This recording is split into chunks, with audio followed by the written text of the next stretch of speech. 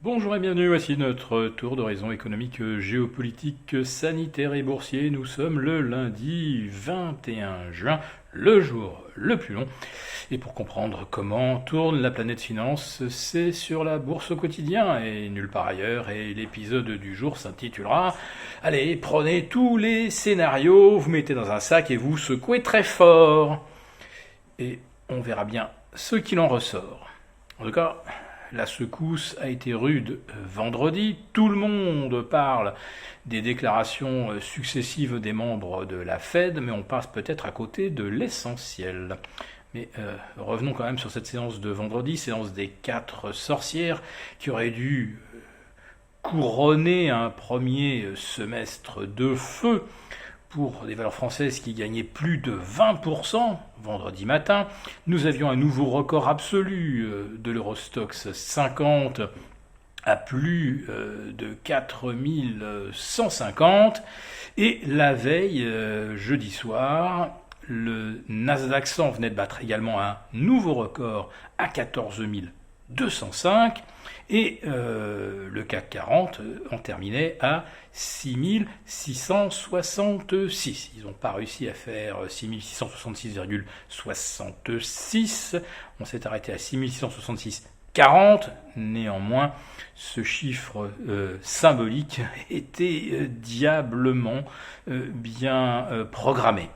Et puis derrière, le trou d'air. Alors bien sûr, on incrimine James Bullard, un membre colombe de la Fed, qui d'habitude annonce de bonnes nouvelles. C'est pas comme Robert Kaplan, qui à chaque fois dit que la politique monétaire est trop laxiste. Là, c'était une colombe, donc, qui s'est exprimée comme un faucon, et qui nous explique qu'on aura peut-être une hausse de taux dès 2022, alors que dans son précédent message, la Fed, mercredi, c'est-à-dire en fait 48 heures auparavant, confirmait qu'il y aurait peut-être une hausse de taux en 2023, ce qui constituait déjà un changement de scénario par rapport à une hausse de taux qui ne devait intervenir qu'en 2024. Voilà, boum, on vient de se prendre 2 ans. Alors après, si on a 2 hausses de taux en 2022, ça nous mettra les taux à 0,50, 0,75. Si on a une inflation à 2,5, 3 ou 3,5%, on va dire que la Fed sera encore très très loin derrière l'histoire. Et est-ce que l'on peut justifier que les taux soient 150 voire 200 points en dessous du niveau d'inflation et 300 ou 400 points en dessous du niveau de croissance qu'on nous prédit pour 2022, qui serait voisin de 4%. Faisons simplement une moyenne arithmétique entre une inflation à 3 et une croissance à 4. Les taux devraient être à 3,5. Et on est en train de nous dire qu'on les aura à 0,5. Franchement, il n'y a pas de quoi paniquer. L'argent va demeurer en fait en quelque sorte gratuit, et même les épargnants vont souffrir, puisque chaque année ils vont perdre pratiquement 3% de leur pouvoir d'achat. Alors vous faites ça sur 5 ou 6 ans, et non, ce n'est pas 30% de pouvoir d'achat qui sont perdus, mais 45% si la Fed maintient les taux 300 points en dessous de ce que l'on appellerait une structure normale. Alors ce qui s'est un petit peu normalisé vendredi, c'est que, ça y est, on intègre une possibilité de hausse de taux avant 2 ans, et à plus forte raison avant 3 ans. Autrement dit, la courbe de taux s'est littéralement écrasée. Le 10 ans a fortement fléchi, et le 2 ans, le 3 ans, le 5 ans ont grimpé. Ça, c'est pas une bonne nouvelle pour les banques, et c'est ça qui a probablement plombé le Dow Jones. Un Dow Jones que l'on retrouve au plus bas depuis le 5 avril dernier. En une semaine, le Dow Jones a effacé 2 mois de gains. Allez, c'est même pas en une semaine, tout s'est fait en 48 heures, les 3/4 de la baisse en 48 heures.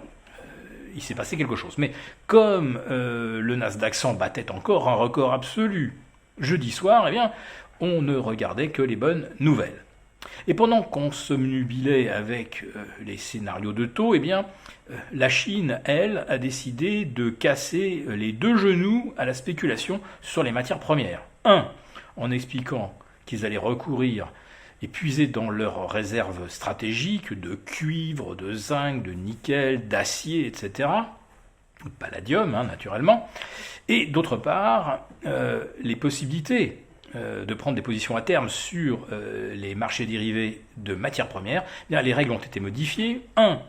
Le dépôt de garantie a été fortement relevé. Et deuxièmement, les marges de fluctuation justement sur ces métaux, eh bien, ces marges sont maintenant encadrées. Donc c'est tout le scénario inverse en fait de GameStop, AMC et autres BlackBerry. On peut gagner 100% en séance ou même hors séance. Là, les matières premières ne peuvent plus dériver de plus de 10%.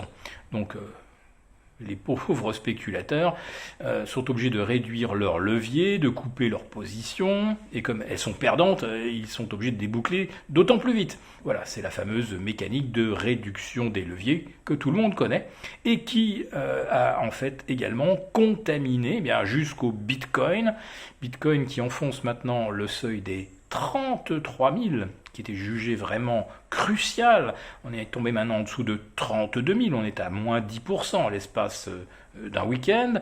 Et là aussi, c'est la Chine qui est à l'origine de ce sell-off, puisque Pékin recommande à nouveau aux banques, aux sociétés qui gèrent les paiements en ligne, de s'assurer qu'aucun paiement n'est fait en Bitcoin ou en crypto. Ces moyens de paiement sont pas encore déclarés illégaux, mais en tout cas sont considérés comme pouvant être porteurs de risque pour la stabilité économique et également servir de médias à des opérations, des transactions illégales. Donc elles vont être interdites si le Bitcoin lui-même ne l'est pas, n'est pas déclaré illégal. Voilà, donc tout ça, en l'espace de 48 heures, ça fait beaucoup pour le marché. Pour l'instant, donc à Paris, pas de péril en la demeure. Le CAC 40 résiste au-dessus des 6550. Et le S&P, il va falloir le surveiller de près, parce que s'il revenait en dessous des 4000, évidemment, là, ça serait un gros signal baissier. Mais pour une fois, ce n'est pas le Nasdaq ou les GAFAM qui sont les précurseurs d'un mouvement de correction, non, c'est le Dow Jones avec ses 8 ou 9 séances de baisse sur une série de 10, ce qu'on n'avait pas vu depuis très longtemps, mais qui manifestement là remet complètement en cause le scénario bullish à Wall Street et sur l'ensemble des marchés financiers. Si cette vidéo vous a plu, n'hésitez pas à nous mettre un pouce. On vous retrouve demain pour notre live dès 11h30. À très bientôt.